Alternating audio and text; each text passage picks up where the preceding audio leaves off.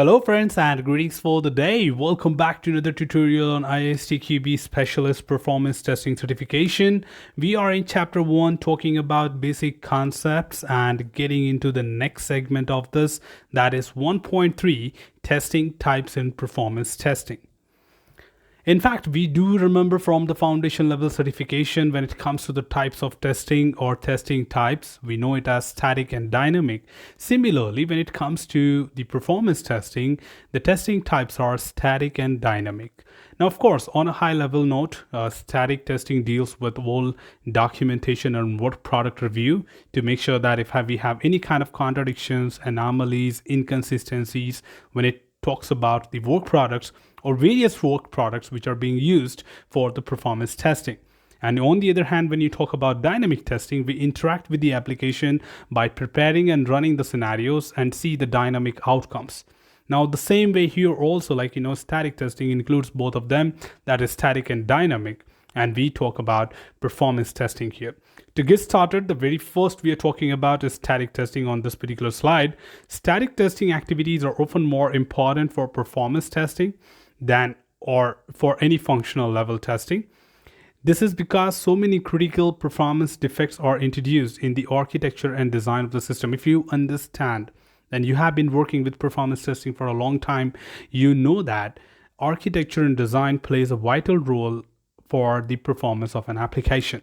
If in case the architecture is not well determined, well designed, it may not result in the accurate performance what we are actually looking at. In fact, when your performance degrades, the first thing what we look into troubleshooting is the architecture, because architecture is the only thing which supports that particular load or that particular scenario which we run as a part of the performance testing.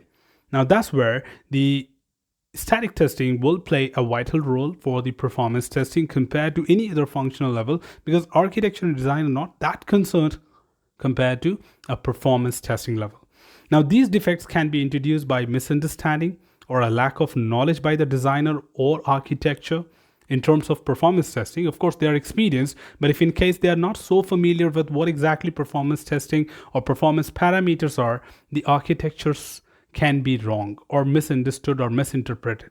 Now, these defects can also be introduced because the requirement did not adequately capture the response time, throughput, or resource utilization targets, or the expected load and usage of the system or its constraints.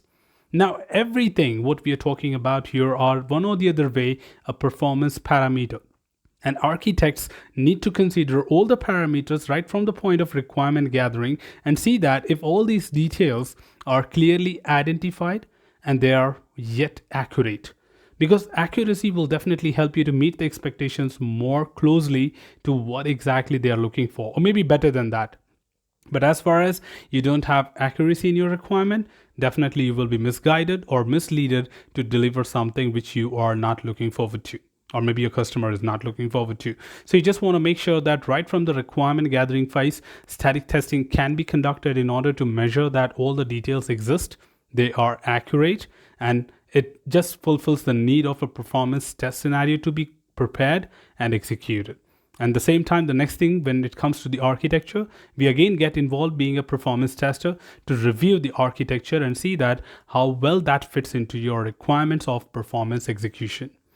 Static testing activities for performance can include some of the activities which are listed here could be common in any of the environment. Reviews of requirement with focus on performance aspects and requirements. So we are not talking from the point of functional review right now. We are talking about reviewing the requirements, but completely from the performance parameters point of view, including the aspects and the risk involved in doing the performance testing. Reviews of database schema, entity relationship diagram, metadata, store procedures, and queries, which completely deals with your backend web services to take care of, and definitely helps you to identify the repository details, which will definitely pull out the data on every single request being sent by the users. Reviews of the system and network architecture, protocols, and reviews of the critical segment of the system code, that is complex algorithms.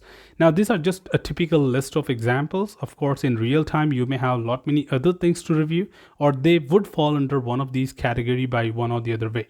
So just make sure that whatever is in the scope of performance testing, gets reviewed as a part of static testing, and it is really mandatory. You just don't have it as a choice or optional in order to conduct static testing for the performance.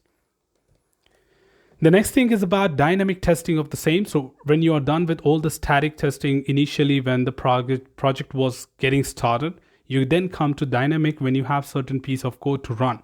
Now, of course, a performance testing cannot be dynamically tested unless you have the entire application with you. But some of the basic things can begin much earlier, like talking about the basic program structure, talking about the variables and unreachable code, dead code, variables that are declared but never used. So a lot of such things will definitely help you to contribute from the initial detection of memory leaks or resource utilization and lot many other factors. So being a performance tester, you begin with your dynamic testing quite earlier in the life cycle. But of course, a full-fledged execution will only take place after the system testing. But to a certain extent, your API testings can begin much earlier in the life cycle. So the principal testing types used here is, of course, dynamic testing, which we are talking about. And as the system is built, dynamic performance testing should start as soon as possible. Opportunities for dynamic testing include during unit testing, we can include using profiling information to determine potential bottlenecks and dynamic analysis to evaluate the resource utilization. And that's what I was just trying to address in our previous discussion. Second, during component integration testing, where two different components are integrated together across key use cases and workflows, especially when integrating different use case features or integrating with the backbone structure of a workflow. So generally, if you look at the fishbone diagram, you talk about different branches and then connecting it to the backbone. So initially you start with the branches and then you connect to the backbone is what we are referring to at this point of time.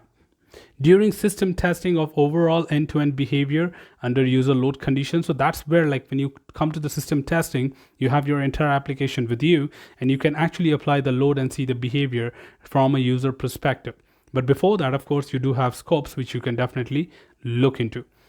Similarly, when it comes to system integration testing, especially for data flows and workflows across key inter-system interfaces, in system integration testing is not uncommon for the user to be another system or machine. Okay, so inputs from sensor inputs or other inputs. So system integration, again, you can recall from your foundation level certification that it deals with software integration or software hardware integration. So when you talk about sensors connected to the software and any other particular software being connected to the software, so what kind of input and data flow you are having there. So you must be interacting with them through certain scripts, and you need to see that what if the user are trying to move from this particular segment to this particular segment, does the load carries forward or not. For example, your application can sustain the load of 500 users for 3 hours, but when they all put together move to the third-party software or maybe another integrated card software, then it might fail. So that's what we want to check as a part of the system integration. So in system integration testing, it is not uncommon for the user to be another system or machine. So sometimes it is just like just the users which are working on that. And similarly on acceptance testing, to build user, customer, and operator confidence in the proper performance of the system and to fine-tune the system under test, real-world conditions, but generally not to find performance defects in the system, must be used. So this is where generally during acceptance testing, you more drive towards the use cases, the business flow, and you see from a user perspective that everything meets the expectations or not. If there are any lack, you try to overcome that barrier and definitely try to cover that. So altogether, performance testing is something which can be performed at any level during the dynamic testing of the overall lifecycle, right from unit to the acceptance. And we have different activities to be covered as a part of each of these levels. So make sure that performance testing should not wait for the system to be completed from system testing point of view and then start. No, you can actually begin right from the unit testing level. But further, a static testing can begin right from the requirement level itself. So performance testing is all about making sure much earlier the defect you found is much easier for you to conduct the dynamic testing and improvise the system. So reducing a lot of rework from the scope. Well, that's all from this particular tutorial, team. Should you have anything else with you, feel free to comment below. I'm always there to address your queries and answer them well. Till then, keep learning, keep exploring, keep understanding the context. Thanks for watching the video, team, and happy learning.